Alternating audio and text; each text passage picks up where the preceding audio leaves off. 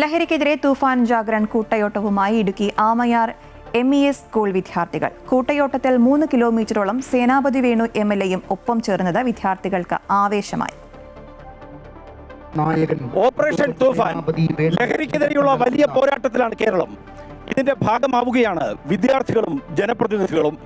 സേനാപതി വേണു അവരുകൾ അണിചേരുന്ന ലഹരി എന്ന മഹാവിപത്തിനെതിരെ നമ്മുടെ നാടും നഗരവും കൈകോർക്കുന്ന ലഹരിക്കെതിരെ Vandanmedu Amayar MES higher secondary school NSS യൂണിറ്റാണ് കൂട്ടയോട്ടം സംഘടിപ്പിച്ചത്.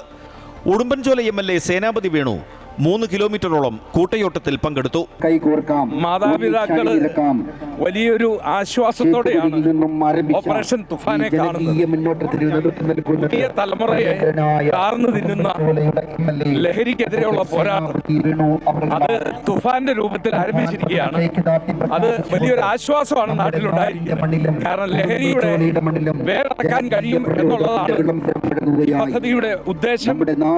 അത് ഏതാണ്ട് പൂർത്തീകരണത്തിലേക്ക് തൂഫാൻ ജാഗരൺ എന്ന പേരിൽ ചേറ്റുകുഴിയിൽ നിന്നും ആരംഭിച്ച കൂട്ടയോട്ടത്തിന്റെ ഫ്ളാഗ് ഓഫ് കർമ്മം സേനാപതി വേണു MLA നിർവഹിച്ചു. പരിപാടിയോടനുബന്ധിച്ച് ഫ്ലാഷ് മോബും ലഹരി വിരുദ്ധ സ്കിറ്റും നടത്തി. അമൃത ന്യൂസ്, ഇടുക്കി.